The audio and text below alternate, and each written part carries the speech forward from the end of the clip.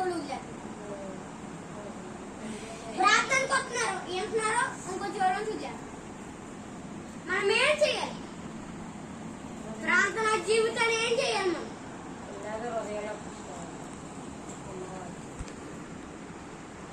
అదంతా మన హృదయంలో పెట్టుకోవాలి.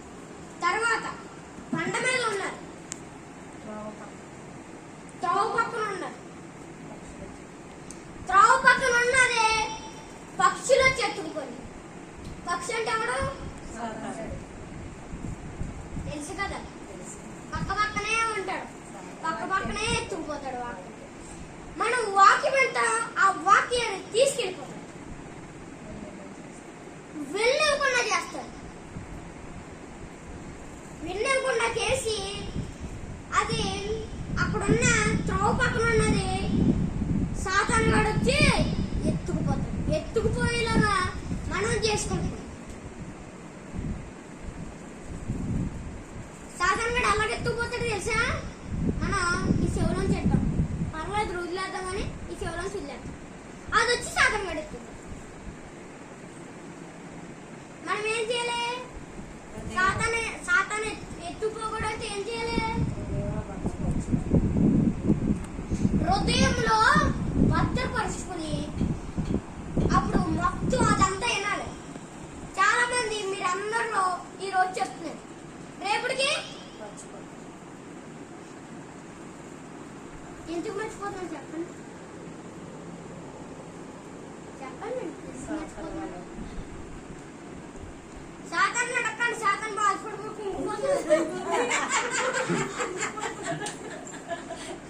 మరి అన్ని సాతాను మీద పెట్టకూడదు.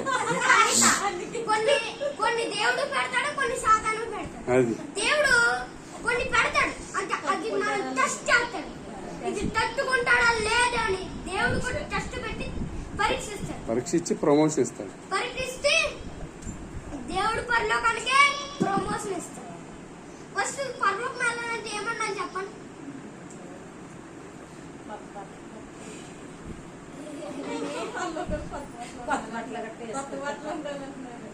కొత్త బట్టలు కాదండి, భక్తి ఉండాలి. భక్తి ఇంకా ఉండదు, ఇంకోటి ఉండదు. ఏంటో చెప్పండి? బంగారం పెట్టుకోవాలి. సరిగ్గా పెట్టుకోండి, మైక్ సరిగ్గా పెట్టుకోండి. బంగారం పెట్టుకుంటే చచ్చిపోయి బంగారం పెట్టుకోవచ్చా? చచ్చిపోయి బంగారం ఎవడాడతాడు చెప్పండి? చచ్చిపోయి అందరికి బంగారాలు తీసేస్తారు, బొంగరాలు కూడా తీసేస్తారు.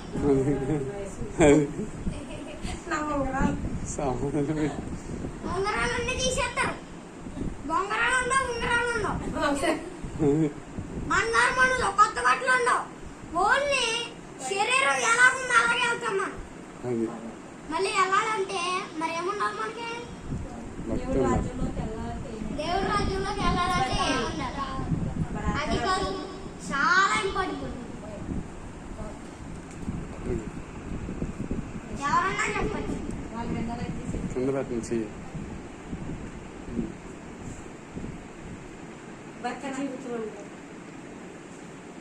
చాలా ఇంపార్టెంట్.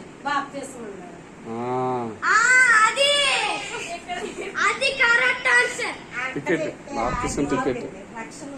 రక్షణ ఉంటేనే పరలోకానికి టికెట్. అది ఏంటంటే పరలోకానికి వెళ్ళడానికి టికెట్. ఫస్ట్ పరలోకం వెళ్ళాలంటే టికెట్ ఉండాలి. ఒక బస్సు ఎక్కాలంటే టికెట్ ఉండాలి. టికెట్ లేకుండా బస్సు ఎక్కచ్చా? ఫస్ట్ కేంద్రం ఏం చేస్తాడు? టికెట్ అంటే దగ్గరకు వచ్చి టికెట్ ఇవ్వకపోతే ఏ గోతులను దింపేస్తాడు. టికెట్ ఉండాలి. టికెట్ ఇస్తే ఏమవుతుంది? ఎక్కించుకుంటాడు. ఎక్కడ దింపమంటే అక్కడ దింపుతాడు. అర్థమైంది. అందరికి అర్థమైందా? 2 నిమిషాలు ఎంతగా అర్థమైంది తెలుసా? చెప్పండి. ఇవన్నీ వాక్యాలు ఎందుకు చెప్తారు తెలుసా? చెప్పండి.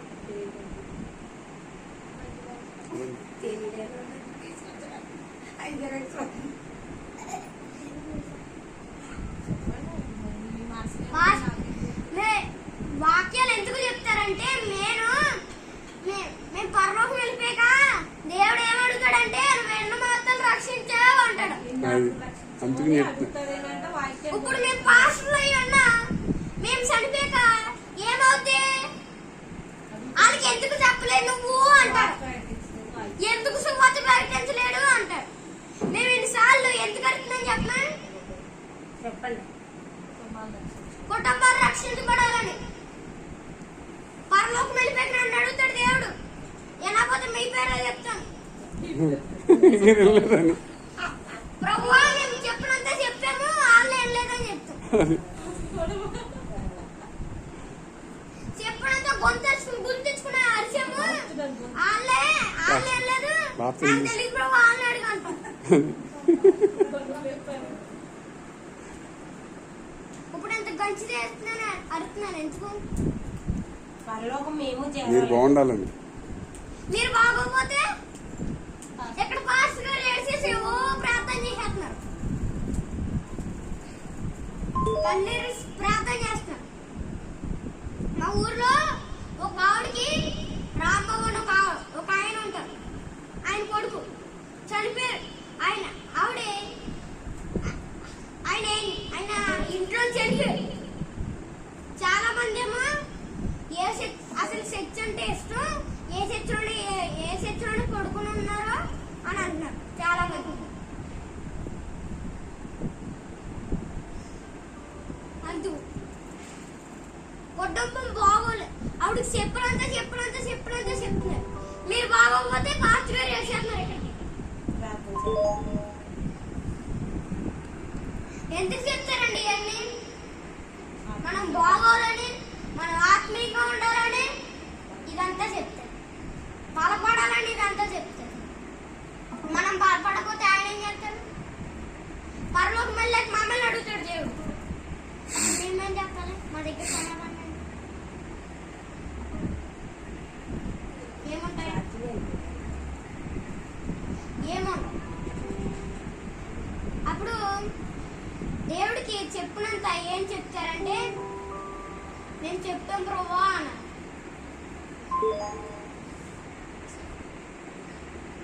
అప్పుడు త్రావ పక్కన ఉన్న పిచ్చుకలు వచ్చి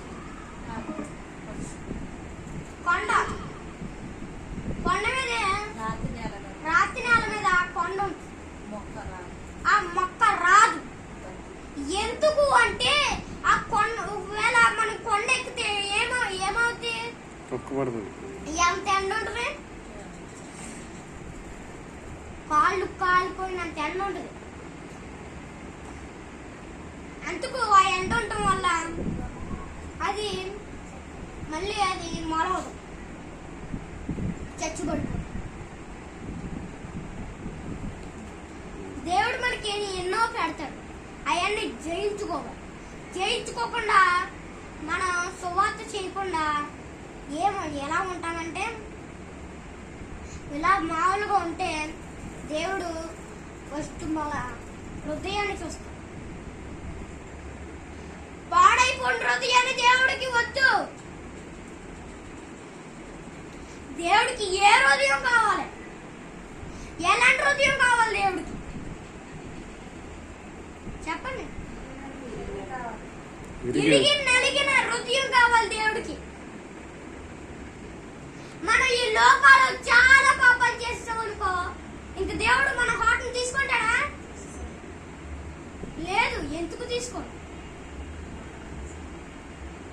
దేవుడికి ఏ హృదయం కావాలంటే ఇరిగిన నలిగిన హృదయం కావాలి.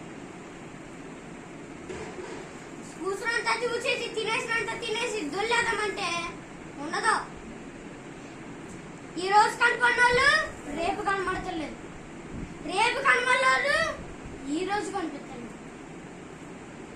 అలాంటి పరిస్థితులు వచ్చినాయి. అందుకే ఏం చేయాలి? అందరి గురించి మనం ప్రార్థన చేయాలి. అందరు చేస్తున్నారా? ఎంతమంది చేస్తున్నారు? చేతులు పైకి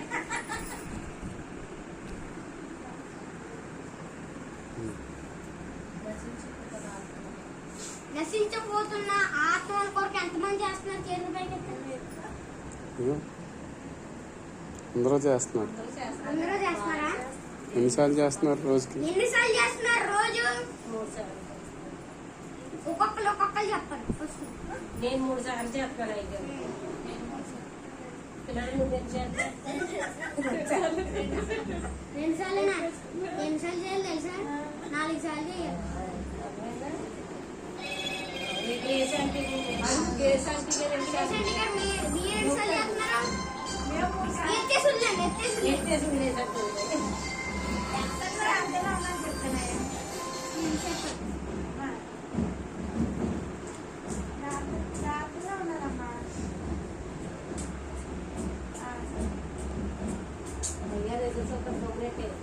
చెప్పండి మీరు 2 సార్లు చెప్పండి.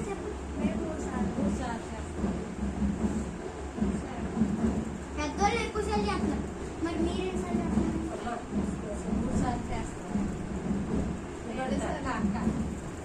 పిల్లలందరూ 2 సార్లు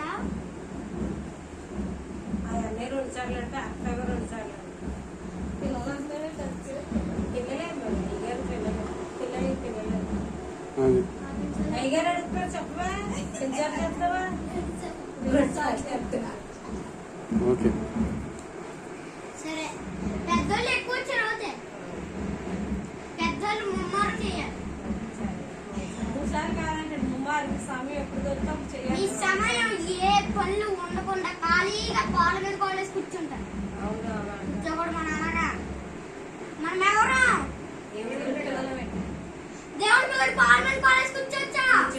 కూర్చోకూడదు ఈ మధ్య ఆడపిల్లలే ఊరేగింపుకి వెళ్ళిపోతున్నారు. చెప్తారు చూసినా అనుకుంటున్నా? వాళ్ళందరూ ఎప్పటికప్పుడు పోతారు.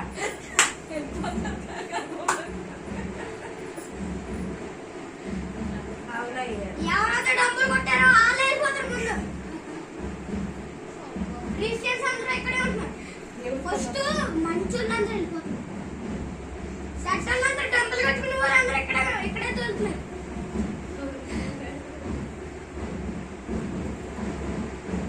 అవన్నీ కొట్టుకుంటున్నారు. అయినా అవన్నీ మనకు అవసరమా? లేదు. అవన్నీ మనకు అవసరం లేదు. మనకేం అవసరం? దేవుడి వాక్యం అవసరం. మనకి బలపరిచే వాక్యం. మళ్ళీ మంచి నేల మీద ఉంటుంది కదండి. 3 విత్తనాల గురించి చెప్పేసారు. 4వది మంచి నేల మీద పడుతుంది. అది 30 దంతులుగా 60 దంతులుగా 3 అంతలుగా ఫలించింది. మంచి నేల అంటే మనం ఏం చేయాలి? మంచి నేల ఫలించాలంటే మనం ఏం చేయాలి? ప్రార్థన చేయాలి. ఇంకా మీరు ప్రార్థన ఒకటే చేస్తారు. మిగతా అండి మంచి చెప్తారండి. విశ్వాసం కలిగి ఉండాలి, విశ్వాసంగా ఉండాలి, పరిశుద్ధంగా ఉండాలి, దేవుడి మాత్రంలో ఉండాలి. మత్తి అన్ని ఎన్ని ఉంటాయి చెప్పమంటారా? చెప్పండి 7 ఉంటాయి. 7 పాయింట్స్ అండి. 7 పాయింట్స్. భక్తి, బలం ఉండాలంటే ఏం చేయాలి మనం?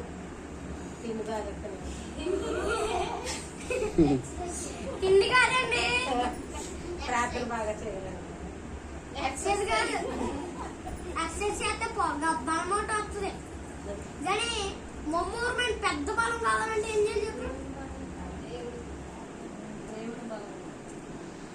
ఒకసారి ఎక్సర్సైజ్ చేస్తే బలం వస్తుంది. అవును, నేనేం అంటలేదు. తిండి తింటే పొట్ట వస్తుంది. తిండి తింటే పొట్ట వస్తుంది కానీ తిండి తింటే బలం రాదు. ఎక్సర్సైజ్ చేస్తే వస్తుంది. గుద్దుతే ఆ కండ మీద గుద్దుతే కండంతా ఇలా వచ్చేది. అదే ఆ కండ ఓడకుండా ఉండాలంటే ఏం చేయాలి? ముమ్మారు ప్రార్థన చేయాలి. దేవుడు భక్తి ఉండాలి. అబద్ధం ఆడకూడదు. దేవుడు నువ్వు ఎన్ని ఆత్మలు రక్షించమని అడుగుతాడు.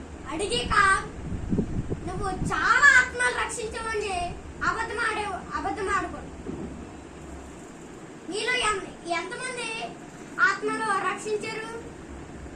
ఎంతమంది ఎన్ని ఆత్మలు రక్షించారు? ఒకటి రక్షిస్తే ఒకటని చెప్పండి. 2 రక్షిస్తే ఇలాగని చెప్పండి. నేను 7 ఆత్మ రక్షించాను. గ్రేసీ ఆంటీ మనసుకి ఎవరు చెప్పలేదేమో. నువ్వేంటి? లేదంటే ఎవరైనా లాస్ట్ మీరు. చెప్పలేదు. దేవుడి కోసం ఈవిడి 7 రక్షించారు. ఈవిడి కోసం అందరూ క్లాస్ కొట్టండి. అమ్మా.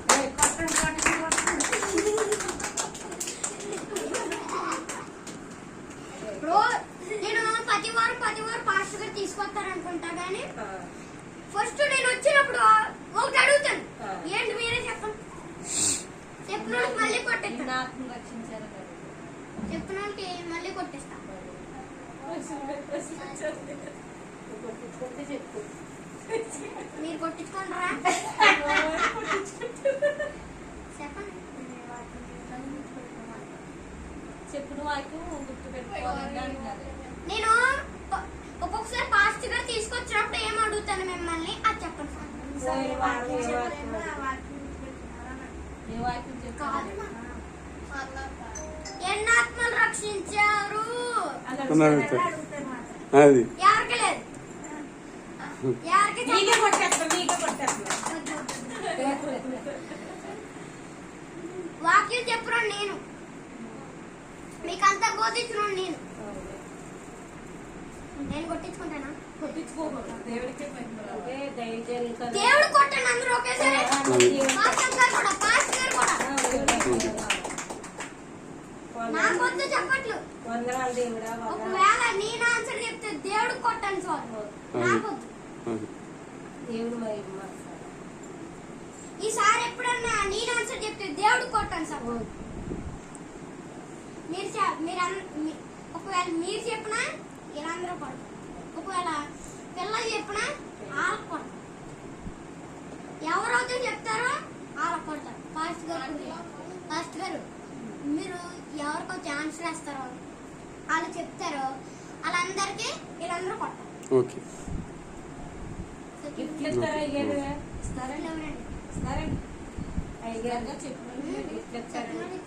మళ్ళీ వచ్చినప్పుడు అది మీకు చెప్పినందుకు ముందుగా ఇచ్చేసాడు. మీకు ముందే అడ్వాన్స్ గా ఇచ్చేసాను కదా.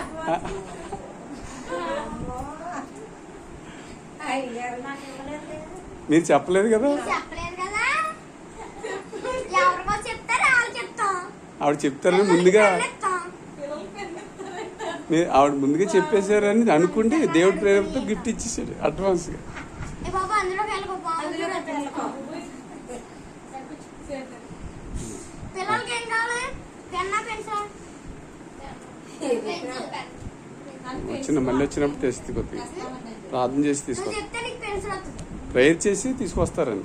Prayer power pen. ప్రేయర్ కూడా ఉండదు. నీ క్లాస్ బట్టి ఉండదు. దసరా హాలిడేస్ వస్తాయి కదా. దసరా హాలిడేస్ అయిపోయాక ఆ క్లాసులు మారుతారు కదా. అప్పుడు క్లాసులు అడగండి అందరూ. ఓకే. క్లాసులు అడిగాక క్లాసులు బట్టి పెన్ ఈ క్లాసులో చదువుతున్నారు అని ప్రార్థన చేసి ఇవ్వండి. ఓకే. ఓకేనా? అలాగే ఇస్తారు. మనం కూడా వాక్యం అయిపోయినా వాక్యం అయిపోయింది మాట. ఇప్పుడు ఏం మాట్లాడు. మరి పెద్దోళ్ళకి ఏం కావాలి? వాక్యమా, పెన్నా, పెన్సిలా? చదువుకుని పెన్నలతో రాసింది లేదు మాకు అనుకుని మాకు వాక్యమే కావాలి. వాక్యం. మరి మీరేంటి? మీరు చెప్తేనే నాకు వాక్యం. నేను అందరే అడుగుతాను. మీకేం కావాలి? అందరికి వాక్యం అంటున్నారు కాబట్టి వాక్యం. ఇగో ఎవరైనా ఆన్సర్ చెప్తే వాళ్ళకి వాక్యం ఇచ్చింది. ఓకే. అయిపోయిందా? ఓకే చెప్పండి. ఇదిగోండి సాధారణ గడు పక్కన ఉంటాడు. మీరెవరో భయపడతారు. చాలా మంది భయపడుతున్నారు. చెప్పండి ఎవరెవరు భయపడుతున్నారో చేతులు ఎత్తండి.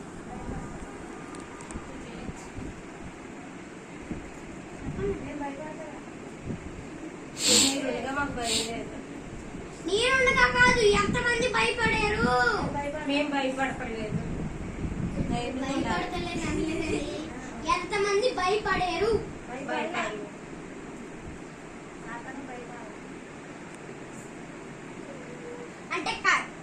అంటే భర్త గాని కష్టాలు కొట్టి గాని భయపడతారు సమస్యలు ఎంతమంది బట్టి భయపడుతున్నారా భయపడ్డారు. సమస్యలు పెట్టి భయపడ్డారా సమస్యలు వచ్చినప్పుడు, వ్యాధులు వచ్చినప్పుడు, బాధలు వచ్చినప్పుడు భయపడ్డారా అని అడుగుతారు. అనాలు బట్టి ఏమన్నా లేదు ధైర్యంగా చిన్నప్పుడు కూడా చెప్పచ్చు. చిన్నప్పుడు భయపడ్డాను ఎప్పుడు దేని ద్వారా భయపడ్డా? అయ్యగారు రాకముందు భయపడ్డాను. మొన్న జనవరిలో అయ్యగారు వచ్చిన కాడి నుంచి భయం పోయింది నాకు. అది వాకింగ్ చెప్పక.